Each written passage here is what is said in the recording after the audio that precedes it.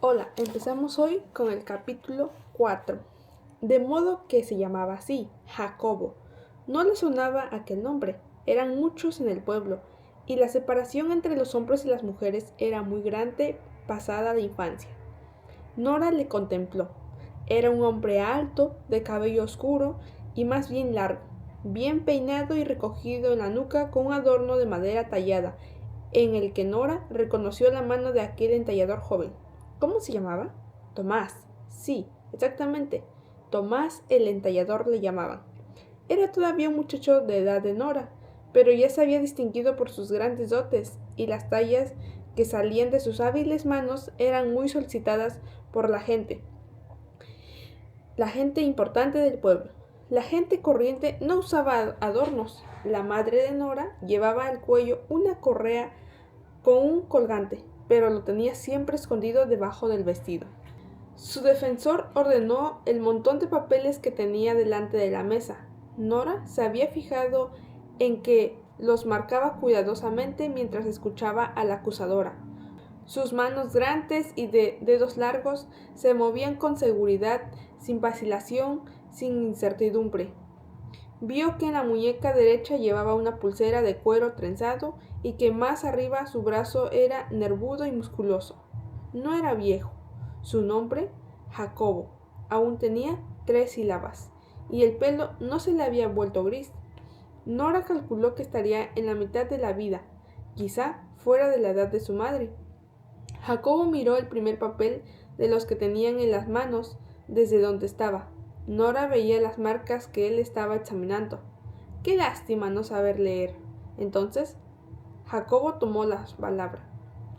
Responderé a las acusaciones una por una, dijo, y mirando el papel, repitió las mismas palabras que había dicho Bandara, aunque sin imitar el tono encolerizado. La niña debería estar sido llevada al campo cuando nació y aún no tenía nombre. Es lo que se hace. Así que era eso lo que había marcado. Había escrito las palabras para poder repetirlas, aunque era doloroso volver a oír las acusaciones. Nora comprendió, admiraba el valor de la repetición. No podría haber discusiones, pues, sobre qué se había dicho, cuántas veces surgían peleas y batallas entre los niños, y el tú dijiste, yo dije, él dijo, que tú habías dicho, y sus infinitas variedades. Jacobo dejó los papeles sobre la mesa y alzó un pesado volumen encuadernado de piel verde. Nora observó que cada uno de los guardianes tenía el suyo idéntico. Jacobo abrió el libro por una página que había señalado antes. Nora le había visto pasar las hojas mientras Bandara exponía su acusación. Tiene razón la acusadora al decir qué es lo que se hace, dijo Jacobo dirigiéndose a los guardianes. Nora se sintió traicionada. ¿No la habían elegido para defenderla? Jacobo estaba mostrando una página de texto apretado. Algunos de los hombres hojeaban sus libros verdes en busca del mismo pasaje. Otros se limitaron a sentir como si lo recordaran tan bien que no tuvieran necesidad de releerlo. Nora vio que Bandara sonreía ligeramente. Derrotada, palpó de nuevo el cuadrito de tela de su bolsillo. Ya no daba calor, ya no daba consuelo. Pasando, sin embargo, estaba diciendo Jacobo, al tener un bloque de dignidades. Todos los guardianes pasaron la hoja de sus libros. Hasta ese momento los había tenido cerrados, lo abrieron y buscaron el lugar. Está claro que se pueden hacer excepciones. ¿Se pueden hacer excepciones? Repitió uno de los guardianes leyendo las palabras mientras recorría la página con el dedo. De modo que podemos dejar a un lado la observación de qué es lo que se hace, declaró Jacobo con rotundidad. No tiene por qué ser lo que se haga siempre. Es mi defensor, quizá encuentre la manera de que me haga dejar vivir. ¿Quieres hablar?, le preguntó el defensor. Tocando el trapito, Nora negó con la cabeza. Él siguió adelante, consultando sus notas. Era imperfecta y además no tenía padre, no debió ser conservada. La segunda repetición dolía porque era verdad. También dolía la pierna. Nora no estaba acostumbrada a estar tanto tiempo quieta de pie, intentando variar el apoyo para aliviar el peso del lado malo. Esas acusaciones son ciertas, dijo Jacobo, repitiendo con su voz tranquila lo que era obvio. La niña Nora nació imperfecta. Tenía un defecto visible e incurable. Los guardianes la miraban fijamente, también Bandara con desprecio, ya que estaba acostumbrada a que la gente la mirase. Durante toda su infancia la habían señalado con el dedo. Con su madre como maestra y guía había aprendido a tener la cabeza alta. Así la tenía ahora, mirando a sus jueces a los ojos. Y además no tenía padre, continuó Jacobo. En la memoria de Nora resonó la voz de su madre explicándose. Era pequeña entonces y no entendía por qué nunca había tenido padre. Él no volvió de la cacería. Fue antes de que tú nacieras, le dijo su madre. Se lo llevaron las fieras. Jacobo repitió las palabras de sus pensamientos como si les hubiera oído. Antes de su nacimiento a su padre se lo llevaron las fieras, explicó. El guardián mayor alzó la vista de sus papeles y volviéndose hacia el resto de la mesa interrumpió a Jacobo. Su padre era Cristóbal. Fue un cazador excelente, uno de los mejores. Algunos de vosotros seguramente le recordáis. Varios asintieron, y también su defensor asintió. Yo estaba en la partida de caza aquel día, dijo. Yo vi cómo se lo llevaron. ¿Tú viste cómo se llevaron a mi padre? Nora no había sabido nunca de los detalles de la tragedia, solo sabía lo que su madre le había contado, pero aquel hombre había conocido a su padre, aquel hombre había estado ahí. ¿Tuvo miedo? ¿Tuvo miedo mi padre? Era una de las preguntas extraña y espontánea, y Nora no la hizo en voz alta. Ella sí que tenía miedo. Sintió el odio de Bandara como una presencia a su lado. Sintió como si se la llevara a las fieras, como si estuviera a punto de morir. Se preguntó cómo habría sido en ese momento para su padre. También aquí está la explicación, la tercera enmienda, declaró Jacobo. A la acusación de no haber debido conservada, yo respondo que, de conformidad con la tercera enmienda, se puede hacer excepciones. El guardián mayor asintió. Su padre fue un cazador excelente, volvió a decir. Los demás de la mesa, siguiendo el ejemplo, murmuraron expresiones de conformidad. ¿Quieres hablar? Le preguntaron. De nuevo ella negó con la cabeza. De nuevo se sintió de momento salvada. Pero ella no ha contribuido, le dijo Jacobo. No puede cavar, ni plantar, ni escarbar, ni siquiera atender a los animales, como otras chicas de su edad. Va arrastrando esa pierna muerta como un fardo inútil. Es lenta, continuó, y Nora vio que se insultaba una sonrisa al concluir, y come mucho. Calló un instante y seguidamente dijo, como defensor, voy a conceder algunas de esas afirmaciones. Está claro que no puede cavar, ni plantar, ni escarbar, ni atender a los animales domésticos. Yo, sin embargo, creo que ha encontrado una manera de contribuir. Nora, ¿no es verdad que trabajas en los telares? Nora sintió sorprendida. ¿Cómo lo sabía? Los hombres no prestaban atención al trabajo de las mujeres. Sí, dijo con la voz quebrada por el nerviosismo. Ayudo ahí. No tejo, pero recojo las hilachas y ayudo a preparar las máquinas. Es un trabajo que puedo hacer con las manos y los brazos, y soy fuerte. Se preguntó si no debería mencionar su habilidad con los hilos, su esperanza de poder emplearla para ganarse la vida. Pero no se le ocurrió ninguna manera de decirlo sin parecer vanidosa, así que no dijo nada. Nora, dijo Jacobo mirándola, haz una demostración de tu defecto para el Consejo de Guardianes. Muéstranos cómo caminas. Ve hasta la puerta y vuelve. Era una crueldad por su parte, pensó Nora. Todos sabían que tenía una pierna torcida. ¿Por qué tenía que hacer aquello delante de ellos, someterse a sus miradas humillantes? Sintió una tentación momentánea de negarse, o por lo menos discutir. Pero era demasiado lo que arriesgaba. Esto no era un juego de niños, donde las discusiones y las peleas eran de esperarse. Aquí se decidía su futuro o su posibilidad de tener un futuro. Suspiró, dio media vuelta y apoyándose en el bastón caminó despacio hasta la puerta. Iba mordiéndose los labios, arrastrando paso a paso la pierna dolorida, y sentía clavados en la espalda los ojos desdeñosos de Bandara. Al llegar a la puerta giró y regresó lentamente a su sitio. Le empezó un dolor en el pie que le recorría toda la pierna mala. Ansiaba sentarse. Es cierto que arrastra la pierna y que es lenta, señaló Jacobo innecesariamente. Concedo esos extremos, pero en su trabajo en los telares es componente. Acude a diario cumpliendo la jornada normal y nunca llega tarde. Las mujeres de allí aprecian su ayuda. ¿Come mucho?, preguntó y sonrió. Yo creo que no. Miren lo delgada que está. Su peso desmiente esa acusación, pero sospecho que ahora debe de estar hambrienta, añadió. Yo lo estoy. Propongo que hagamos una pausa para almorzar. El guardián mayor se puso en pie. ¿Deseas hablar?, preguntó a Nora por tercera vez. Por tercera vez ella negó con la cabeza. Estaba cansadísima. Podéis sentaros, dijo el guardián mayor a Nora y a Bandara. Se os servirá el desayuno. Nora agradeció, se derrumbó sobre el banco más próximo y se frotó con una mano la pierna que le latía. Vio que Bandara, al otro lado del pasillo central, saludaba con una reverencia. Se me ha vuelto a olvidar. Me debería de haber inclinado antes de sentarse con un gesto impasible. El guardián mayor bajó los ojos a sus papeles. Hay 5 cargos más, dijo. Los examinaremos y dictaremos sentencia después de comer. Vino el ujier con el almuerzo y puso un plato delante de Nora.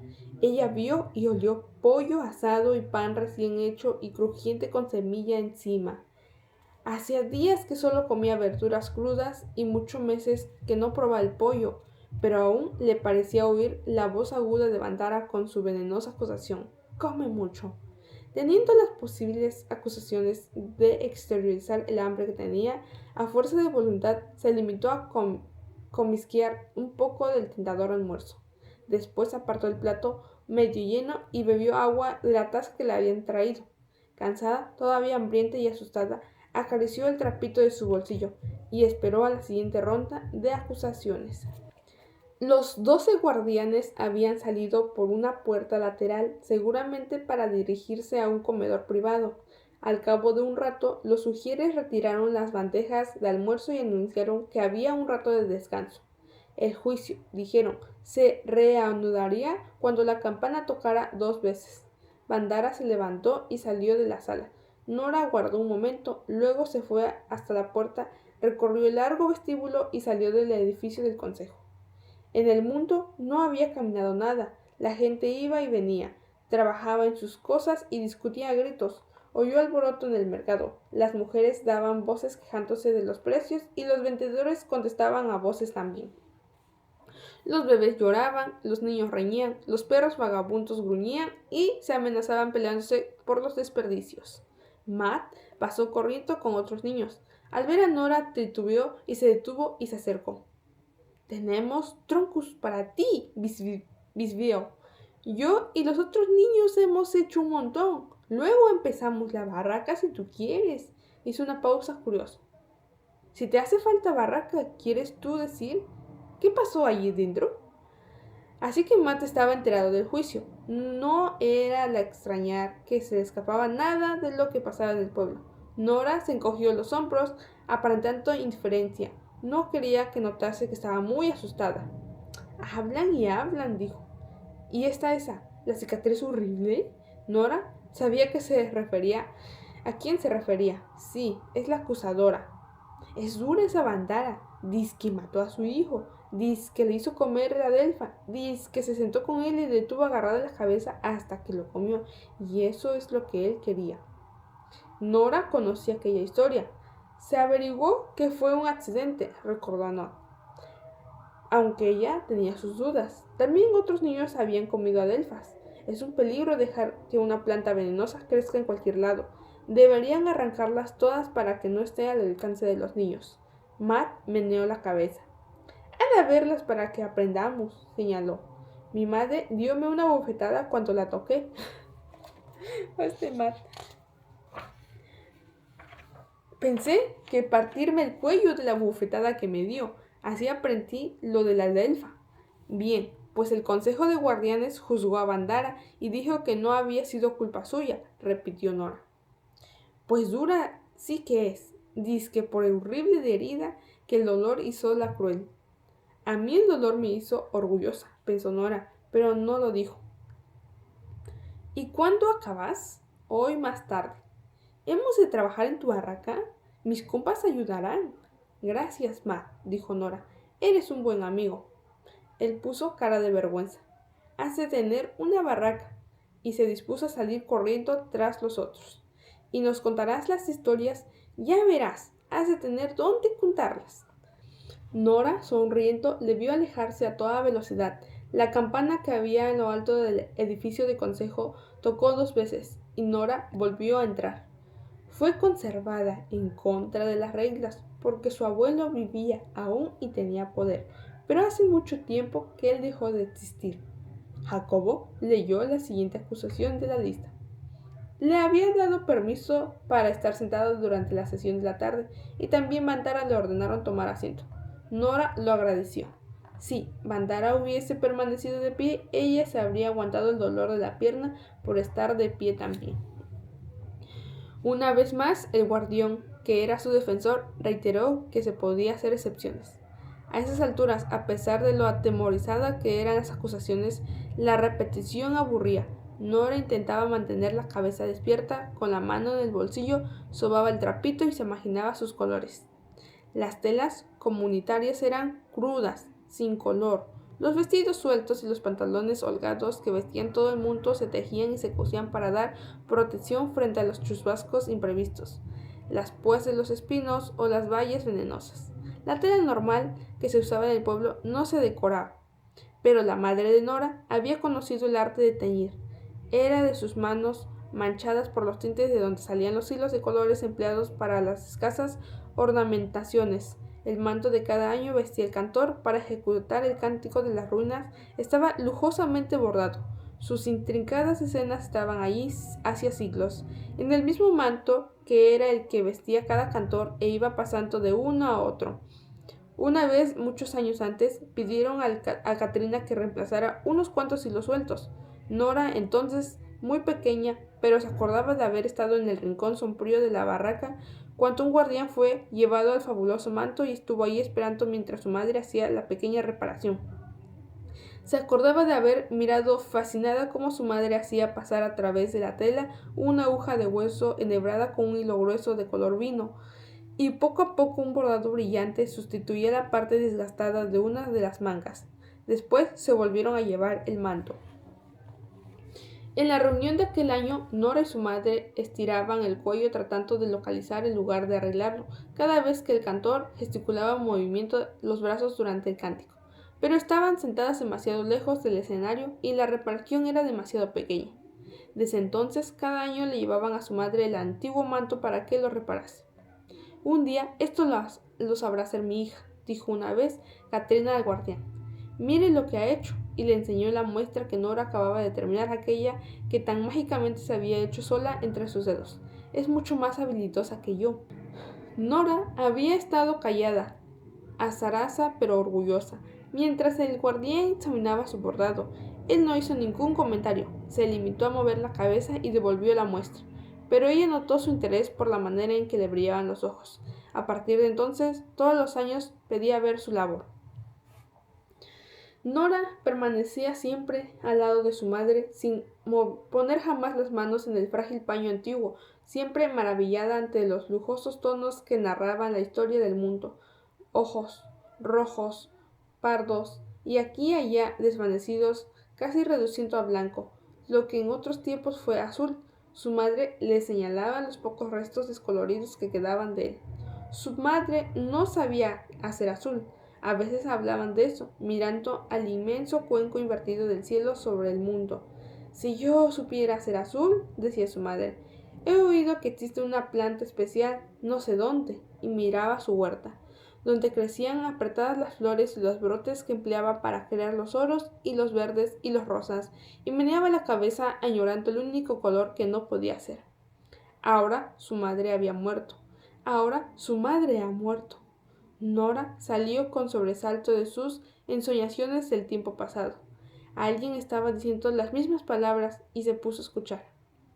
Y ahora su madre ha muerto. E incluso hay motivos para creer que su madre pudo portar una enfermedad que ponga en peligro a otros, y las mujeres necesitan el lugar donde estaba su barraca. No hay sitio para esta niña inútil, no se puede casar, nadie quiere una tullida, opaca espacio y gasta comida, y causa problemas, disciplina a los niños porque les cuenta historias y les enseña juegos, y de ese modo alborotan y molestan en el trabajo. Aquello no se acababa nunca. El defensor recitaba las acusaciones de Bantara. Una y otra vez volvía sobre el enigma según el cual se ponían las excepciones. Pero Nora notó un cambio de tono, una diferencia sutil pero palpable. Algo había ocurrido entre los miembros del consejo cuando se retiraron para almorzar. Vio que Bantara se removía inquieta en su asiento y dedujo que también su acusadora notaba la diferencia. De pronto, aferrando el talismán de tela en su bolsillo, se dio cuenta de que su calor y su consuelo habían vuelto. En sus escasos ratos libres era frecuente que Nora hiciera pequeños experimentos de bordado con colores, sintiendo una emoción en los dedos a medida que crecía su sorprendente habilidad. Usaba trocitos de tela de los telares. No era una transgresión. Había pedido permiso para llevarse los recortes a su barraca. A veces, satisfecho con el resultado, enseñaba la labor a su madre y recibía una sonrisa fugaz de orgullosa aprobación, pero más a menudo sus esfuerzos eran decepcionantes, productos desiguales de una niña que todavía estaba aprendiendo. Lo normal era que tirarse sus experimentos, aquel en el que ahora tenía entre los nervios del dedo de la mano derecha, lo había hecho durante la enfermedad de su madre. Sentada desvalidadamente junto a la moribunda, se inclinaba cada rato para acercarle agua a los labios, le alisaba el pelo, le frotaba los pies fríos y sostenía sus manos temblorosas, sabiendo que no podía hacer nada más. Mientras su madre dormía con sueño agitado, ordenó los hilos teñidos del cestillo y empezó a entretejerlos en aquel pedazo de tela con una aguja de hueso. Eso lo serenaba y era una manera de pasar tiempo. Los hilos le empezaron a cantar. No era una canción con palabras ni con notas, sino un latir, un palpitar en sus manos como si estuvieran vivos. Por primera vez, sus dedos no dirigían los hilos, sino que los seguían obedientemente. Podía cerrar los ojos y limitarse a sentir cómo la aguja atravesaba la tela, empujaba por la vibración apremiante del hilo. Al oír que su madre murmuraba, se inclinó con el agua y le humedeció los secos labios. Hasta ese momento no bajó la vista a la pequeña franja de tela que tenía en el regazo. Era radiante. A pesar de la poca luz que había en la barraca, ya anochecía. Los oros y los rojos palpitaban como si el propio sol de la mañana hubiera enhebrado allí sus rayos. Los brillantes hilos se entrecruzaban en un dibujo intricado de bucles y nudos que Nora no había visto nunca, que habría sido capaz de inventar y que jamás había conocido ni le había descrito a nadie. Cuando su madre abrió los ojos por última vez, Nora le acercó el vibrante retazo de tela para que la moribunda lo viera. Katrina ya no podía decir palabra, pero sonrió. Ahora era como si aquel trapito escondido en su mano le transmitiera con su latido un mensaje silencioso. Le estaba diciendo que aún había peligro, pero también le estaba diciendo que se iba a salvar. Este es el cuarto capítulo del libro. Aquí podemos ver que por primera vez han mencionado el color azul y cómo es difícil encontrarlo, el cual no han podido utilizarlo para poder reconstruir las figuras del manto del canto, pero próximamente también veremos de que quien le tocó como consejero guardián o quien la iba a salvar de esa acusación es el señor Jacobo. También será el que estará a su cargo al cuidado de Nora. Y bueno, continuamos con el capítulo 5.